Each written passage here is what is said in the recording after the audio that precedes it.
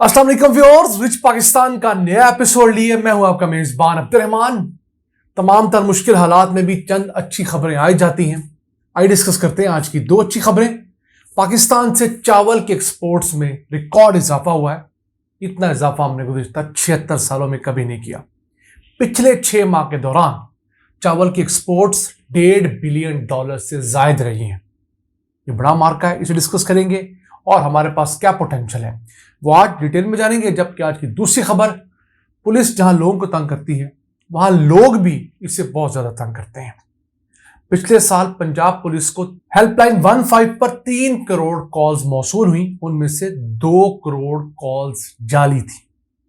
66% calls जाली थी। इसके बहुत नुकसानात होते हैं।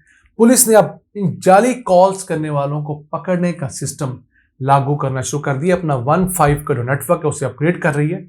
बड़ी डेवलपमेंट इस प्रोग्राम के दूसरे से हम डिस्कस करेंगे, लेकिन पहले चलते हैं पिछले 6 माह जुलाई से दिसंबर सन 2023 के दौरान पाकिस्तान से चावल के एक्सपोर्ट्स में होने वाला 76.5% इजाफा।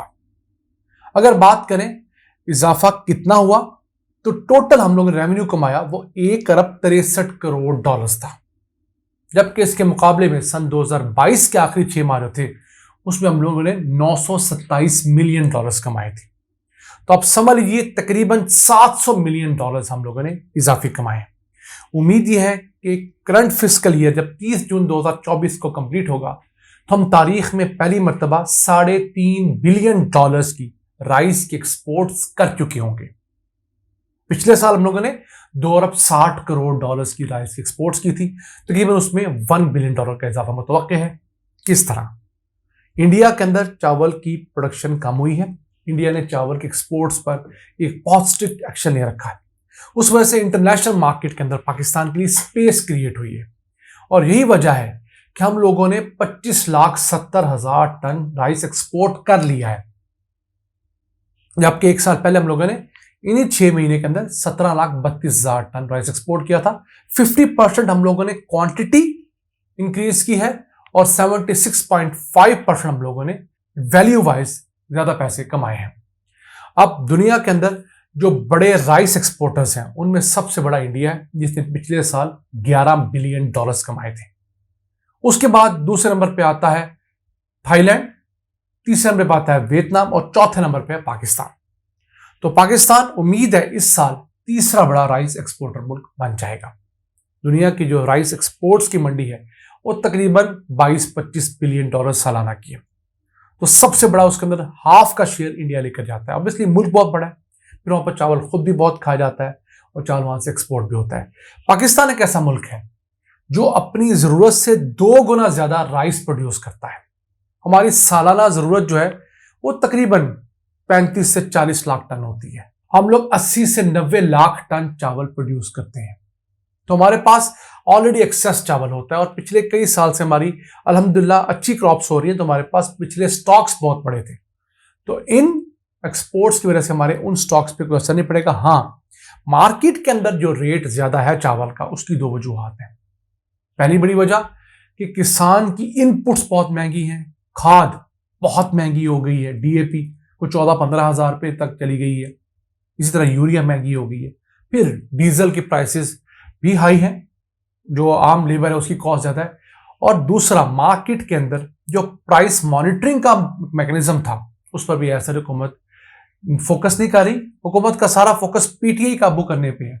उन जखीरा अंदोजों को, उन ताजरों को काबू करने की कोई कोशिश नहीं हो रही जो कि खूब सारा माल बना रहे हैं। और फिर राइस की कॉस्ट ऑफ प्रोडक्शन भी कम होनी चाहिए ताकि मार्केट में सस्ता बिके, प्राइस कंट्रोल के जरिए, और लोग इसे अफोर्ड कर सकें। $3.5 बिलियन अगर हम इस साल राइस के एक्सपोर्ट से कमा लेते हैं तो पाकिस्तान की दूसरी बड़ी एक्सपोर्ट्स जो है वो राइस की, चावल की होगी। सबसे बड़ी टेक्सटाइल पिछले साल दूसरे नंबर पे आई थी।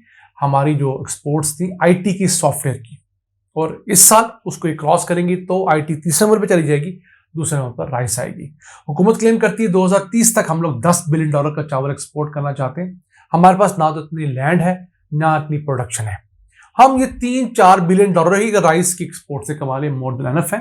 बाकी हमें जो कसर निकालनी होगी वो सॉफ्टवेयर की फील्ड से होगी। आइए चलते हैं आज की दूसरी खबर की तरफ। पंजाब पुलिस उसे पिछले साल 3 करोड़ टोटल कॉल्स मौसूल हुई 15 के हेल्पलाइन पर। उनमें से 2 करोड़ यानी 66% जाली थी, फेक थी। लोगों ने तंग करने के लिए बिला वजह, या ऐसे लोग जो बच्चों को मोबाइल पकड़ा देते हैं और बच्चे गलती से फोन डायल कर देते हैं और वो कॉल डायल रहती है। इन वजूहात की वजह से उनका टाइम ज़ाया होता है।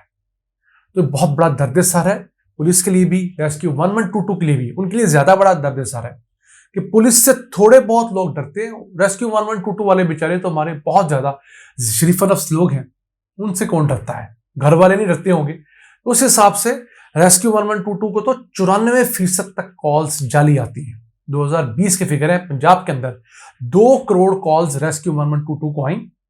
उसमें से सिर्फ 12 लाख कॉल्स ऐसी थी जो जेन्युइन थी, किसी हेल्प के लिए थी। बाकी 1 करोड़ और 88 लाख कॉल्स जो हैं वो जाली थी। अब जुल्म की इंतहा देखिए। तो जो जाली कॉल या चस्के लेने के लिए, टाइम स्पेंड करने के लिए आप इन नंबर्स पे करेंगे तो वो कॉल किसी जरूरतमंद का टाइम कंज्यूम कर रही होगी, किसी की जान बचनी होगी।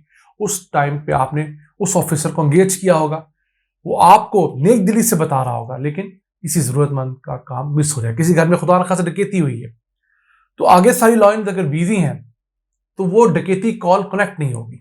हो सकता है जिस घर में डकैती हो बेचारे के, उसके पास ज्यादा टाइम ना हो, किसी मजबूरी में कॉल कर रहा हो, छुप के कर रहा हो, तो खुदारा ऐसा काम हरगिज ना कीजिए, क्योंकि पुलिस ने अब इखलाकियात के बाद पीनल एक्शन लेना शुरू किया है, अपना 15 का सिस्टम अपग्रेड करना शुरू किया है। उससे होगा क्या, जो शख्स भी 15 पे कॉल करेगा उसकी तमाम डिटेल्स और उसकी लोकेशन पुलिस के पास आ रही होगी। पायलट प्रोडक्ट शुरू कर दिया गया, उम्मीद है इसी साल के एंड तक ये मुकम्मल हो जाएगा।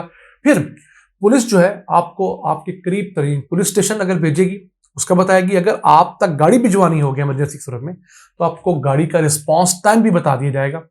गाड़ी को आपकी मोबाइल लोकेशन भेज दी जाएगी, नहीं इतना प्रिसाइज होगा।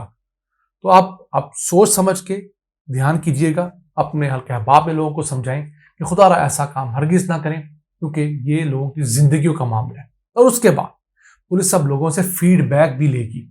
जो पुलिस को तंग करेंगे उन्हें टेलीग्राफ एक्ट के जरिए, बाकी कवानीन के जरिए गिरफ्तार किया जाएगा, जेल में बंद किया जाएगा। मैं समझता हूँ ये काम बहुत पहले होना चाहिए था, क्योंकि हमारे यहाँ अजीब सा मजाक है। खवातीन मर्द दोनों मिलकर बच्चों समेत पुलिस को, इन रेस्क्यू के इदारों को तंग करते हैं, बिला वजह कॉल्स करते हैं और इनका टाइम ज़ाया करते हैं, रिसोर्सेज ज़ाया करते हैं, लोगों को जो डिलीवरी होनी होती है वो ज़ाया होती है। आज ये था आज का एपिसोड। हमें उम्मीद है आपको पसंद आया होगा। अपनी सजेशंस, अपनी आरा से हमें आगाह रखा करें और दुआ गो रहें कि 8 फरवरी को पाकिस्तान में फेयर एंड फ्री इलेक्शंस हो। जो शख्स भी मेजॉरिटी लेकर आए उसे हुकूमत बनाने दी जाए, उसके हक में डाका ना मारा जाए और फिर अगले 5 साल जो पॉलिसीज हैं उनमें कंटिन्यूटी रहे, ताकि इस मुल्क के हालात बेहतर हों और जो अच्छी खबरें हम बताते हैं आपको वो आपको फील भी हो। इन अल्फाज के साथ मुझे आज के लिए इजाजत दीजिए। अल्लाह ने के बाद।